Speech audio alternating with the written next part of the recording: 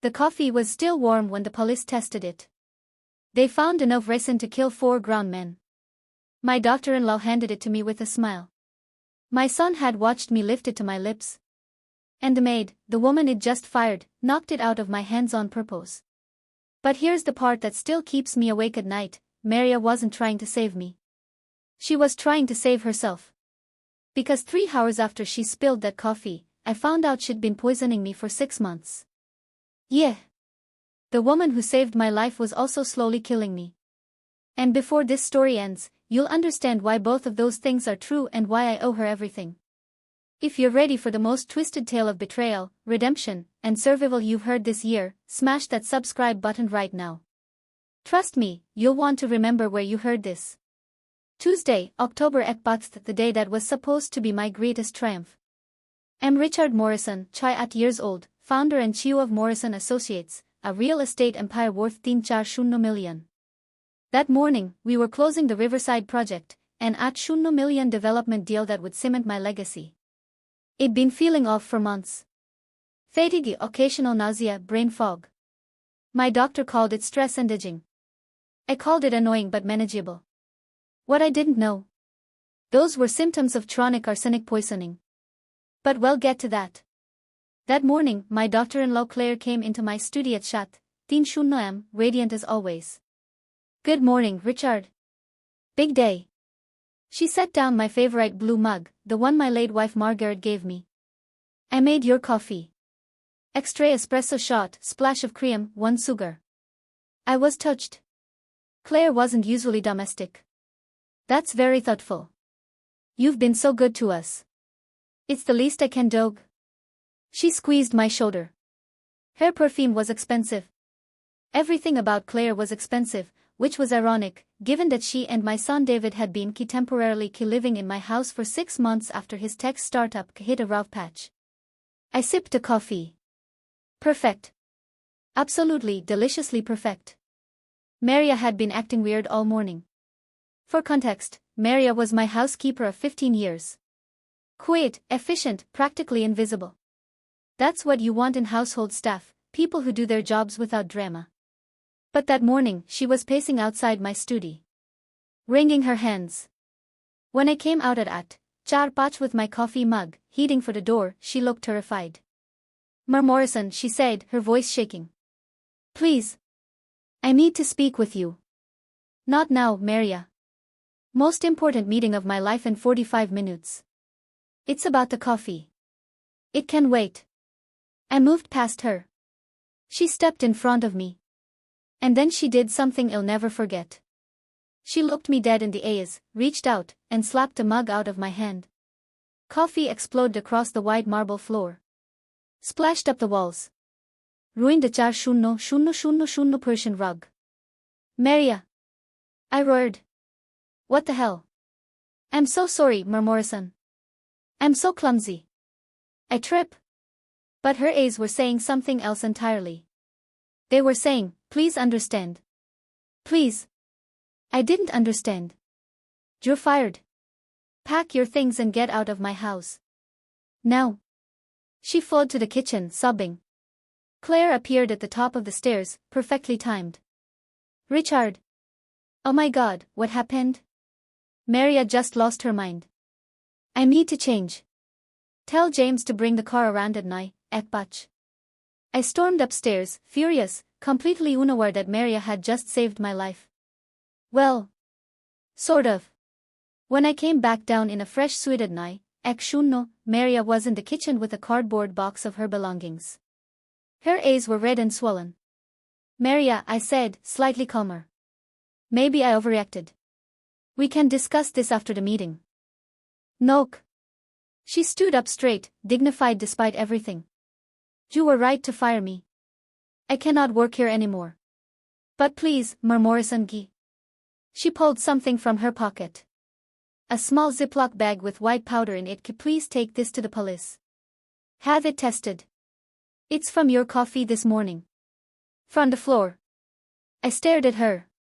What are you talking about? Just please. Trust me. And don't drink anything else today. Before I could respond, David bounded down the stairs. Dad. Ready? Am riding with you. Want to see you close this deal. This was new. David had never shown interest in my business. But I was touched. Sure, son. As we walked out, Maria called after me, Morrison. The powder. Please. I looked back at her. At the Ziploc bag in her trembling hand. And I left it sitting on the kitchen counter. Biggest mistake of my life. In the car, David was unusually chatty. Asking about the deal, the board members, the future of the company. You know, Dad, after this closes, maybe you should think about slowing down. Enjoy life more. I'm not ready to retire. Not retire.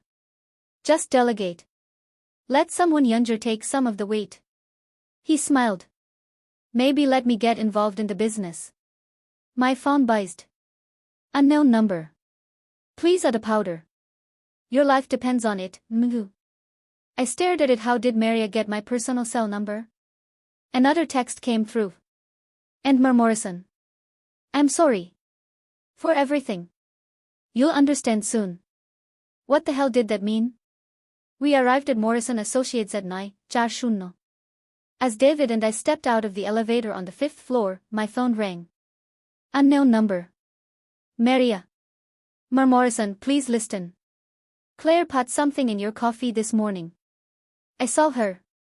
A powder from a small bottle. I've been watching them, David, Claire, your partner James. They're planning something terrible. Maria, this is insane. Claire wouldn't. I know you don't believe me. Why would you? I'm just a maid. Her voice cracked. But I had to try to stop it even though. Even though what? Silence. Maria, even though what? Even though I'm the one who's been poisoning you for the last 6 months. The world stopped. What? They paid me. David and Claire. Pat shunno to put small amounts of arsenic in your food. Not enough to kill you quickly. Just enough to make you sick. Weak. So when you died today from the ricin in the coffee, it would look natural. Like your health had been declining. I couldn't breathe. But last night, I heard them talking. I was cleaning, and they didn't know I was there.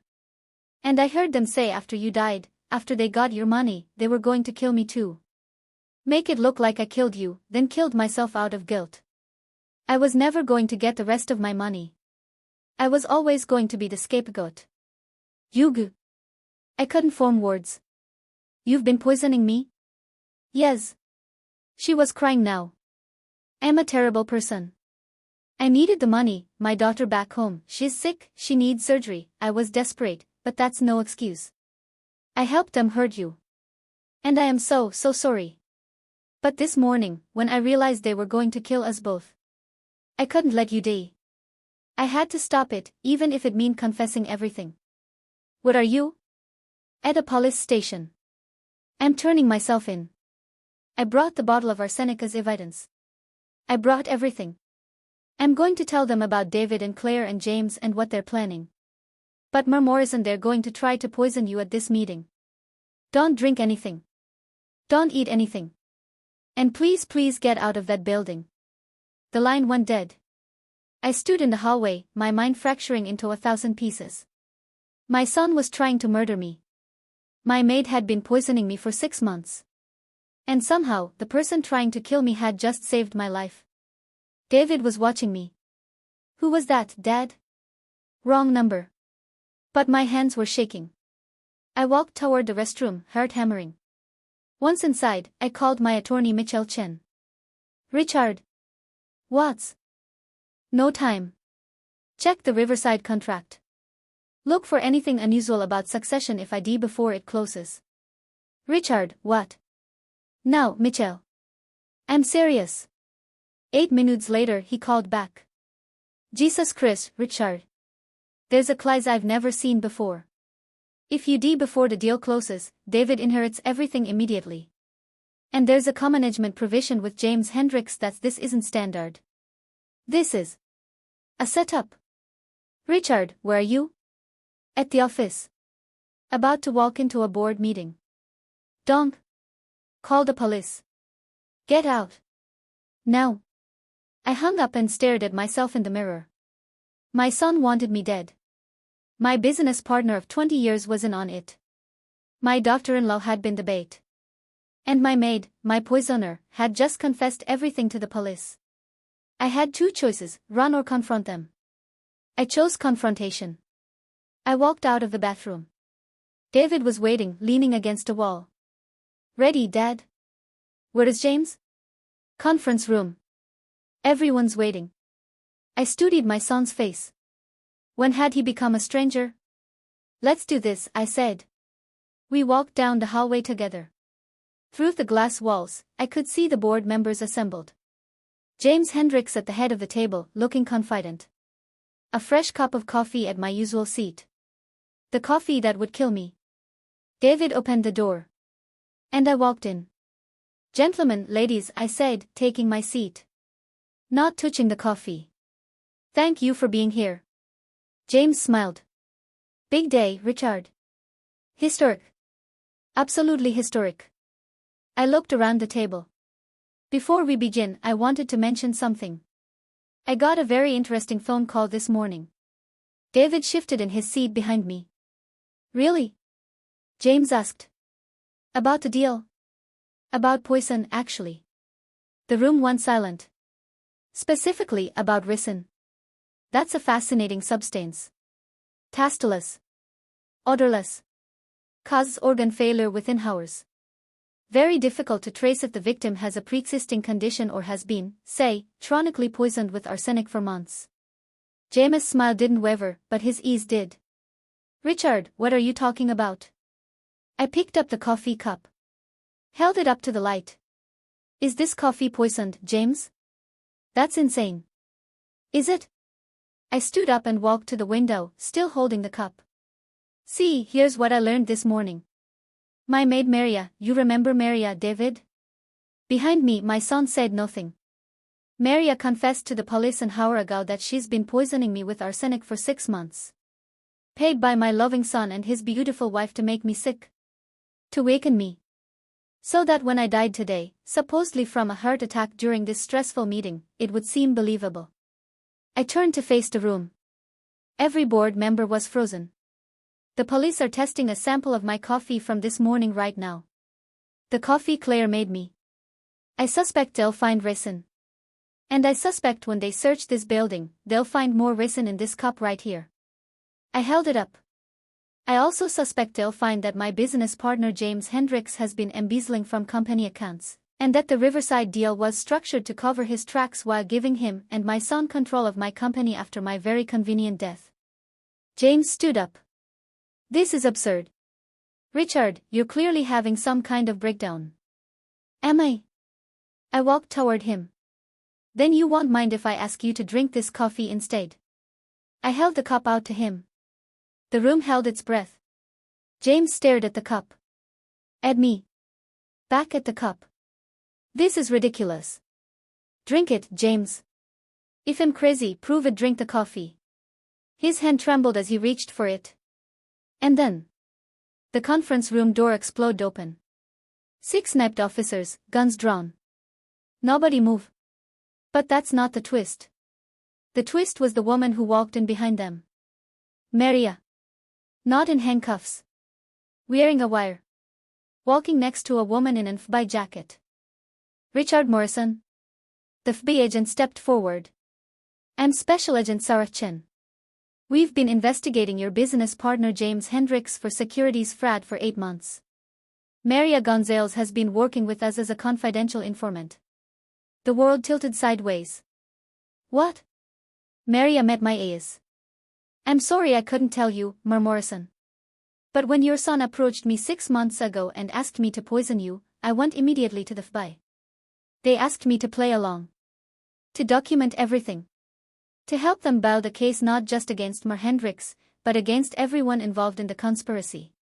You weren't actually poisoning me? The arsenic was harmless powder. The FBI gave it to me. You were never in real danger from me. But we needed David and Claire to believe I was following through. This morning, when Claire added real ricin to your coffee, I knew we had to move immediately. That's why I spilled it. That's why I called you. We had enough evidence to arrest them. I sat down heavily. The fatigue? The nausea? Psychosomatic, according to your doctor. Stress. We monitored your health the entire time. But David and Claire thought you were dying slowly, so they accelerated their plan. How long have you known? Agent Chen spoke up. James Hendricks has been defrauding your company and others for 3 years. When we approached Maria as part of our investigation, she agreed to help. We never expected your son to approach her with a murder plot. That was a dark surprise. But it allowed us to build an airtight case against all 3 conspirators. I looked at Maria. So this morning the phone call about confessing was to convince you the threat was real without blowing my cover. I needed you to believe I was a desperate woman who'd changed her mind. Because your son was listening to everything you did. We knew he'd be watching you. David, behind me, was silent. I turned to look at my son. His face was ashen. Claire was already in handcuffs at the doorway, screaming about lawyers. James was being read his rights. But David just stared at me. You really would have killed me, I said quietly. You never believed in me, he whispered. Never. So'd you decide to murder me? I decided to take what should have been mine. Oh, and David? Maria pulled out her phone. I recorded everything you said in the car this morning. And everything you said in the hallway about Plan B and the poisoned coffee. The FBI has had audio surveillance in the house and vehicles for 3 months. She pressed play. David's voice filled the room. Claire was supposed to poison him this morning, but the maid ruined it, so Plan B, he dies at the meeting. Heart attack. Very believable. Then we split everything with Uncle James. Uncle James. Of course. Claire was James' niece. The entire family tree was poisoned. Over the next week, everything came out.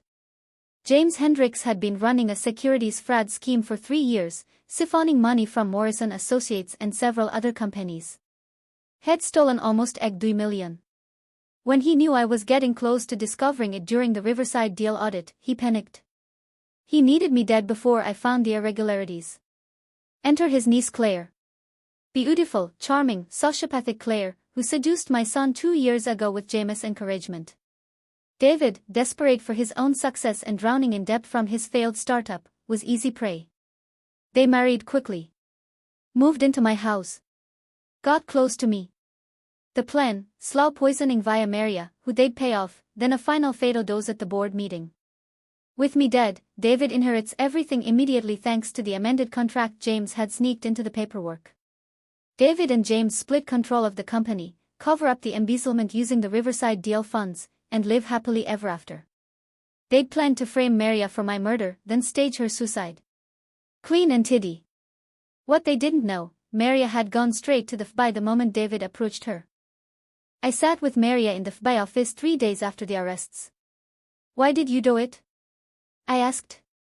Why risk everything to help them catch my son? She was quiet for a long moment. 15 years ago, my husband was killed in Colombia. Murdered by men who wanted our land. I came to America with nothing. You gave me a job. You gave me dignity. You treated me like a human being. That's just basic decency. No, Morrison. It's rare. When your son asked me to kill you, I was horrified. But I also saw an opportunity. The FBI was already investigating Hendricks. They needed someone on the inside. I could help them. I could protect you. And I could make sure these evil people went to prison. You wore a wire for 3 months. Do you know how dangerous that was? I was more afraid of them killing you than of them discovering me. Why? She smiled sadly. Because you reminded me of my father. Good man. Honest man. Worked hard his whole life. And evil people killed him for money. I couldn't let that happen again. Not when I could stop it. Ooh. I pulled her into a hug. You're the bravest person I've ever met. No, Morrison. I just did what was right. The trials. The trials were media circus. David pleaded guilty to attempted murder, conspiracy, and a dozen other charges. The prosecution recommended 2 years. The judge gave him 3 no parole for 2. Claire refused to plead. The jury convicted her on all counts in 4 hours. Life without parole. James Hendricks got 13 years for fraud, embezzlement, conspiracy to commit murder, and racketeering. I testified at all 3 trials. The hardest moment was looking at David and reading my victim impact statement. You were my son. My only child. I loved you more than my own life. And you decided that my money was worth more than my existence. I don't know if I failed you as a father, or if you simply failed as a human being. But I know this, the boy I raised is dead. And the man who tried to kill me is a stranger I don't recognize. David wept. I didn't. But here's the part that still haunts me. 2 months after the sentencing, I was going through old financial records. Maria was helping me organize files. I found something strange, regular payments from my personal account to a medical facility in Colombia. $000 a month for 2 years. It never authorized them. Maria, what is this? She looked at the paper and went pale. I can't explain. Explain what? Have you been stealing from me? No. I mean yes. Technically. But what? She sat down heavily. My daughter. The one I told you about in the fake confession. She's real. She has leukemia. She needs treatment. I've been taking small amounts from your household account, just enough to cover her medical bills. I was going to tell you, I swear, I was going to ask for a loan, but then everything happened and... I stared at her. Maria. Why didn't you just ask me? Because you'd already given me so much. How could I ask for more? I pulled out my checkbook. How much does she need? For treatment? Morrison, no. How much? $60,000. For the next year of treatment. I wrote a check for $200,000. This covers treatment and college when she's better. And Maria? You're never stealing from me again. Because from now on, you're not my employee.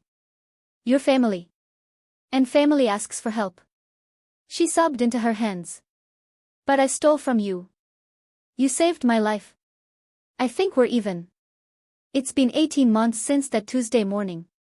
Morrison Associates is under new leadership. I'm retired now, actually retired, not murdered retired. I spent my time traveling, reading, and spoiling Maria's daughter Sophia, who's in remission and doing beautifully.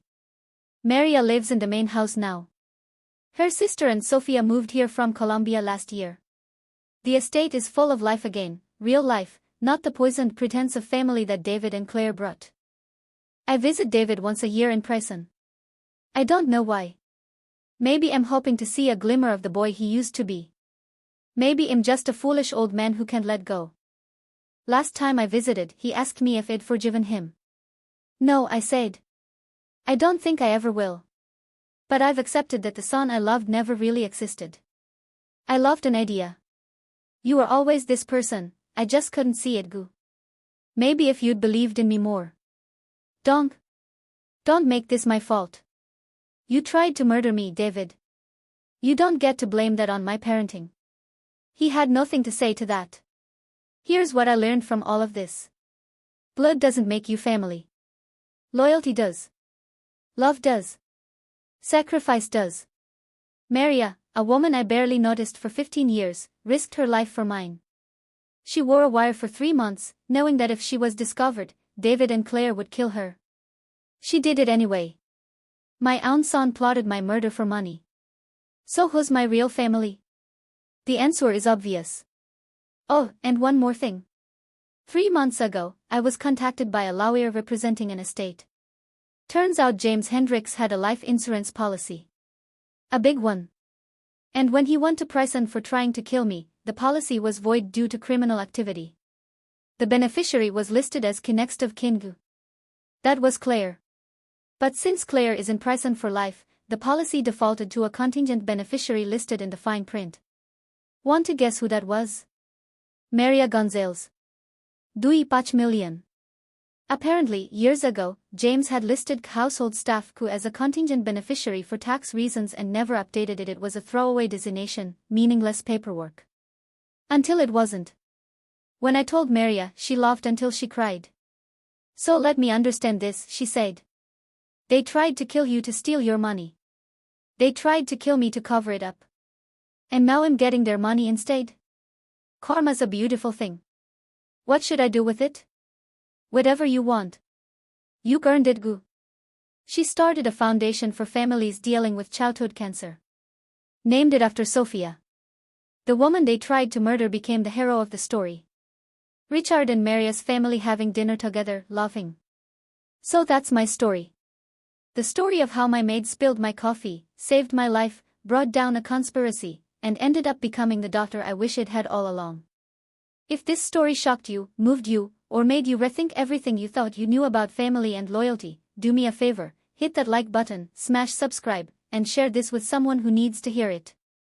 Drop a comment and tell me, who's the unexpected hero in your life? Was the person who saved you in a way you never saw coming? I read every comment, and I love hearing your stories. And remember, the next time someone spills your coffee at the worst possible moment, maybe it's actually the best possible moment.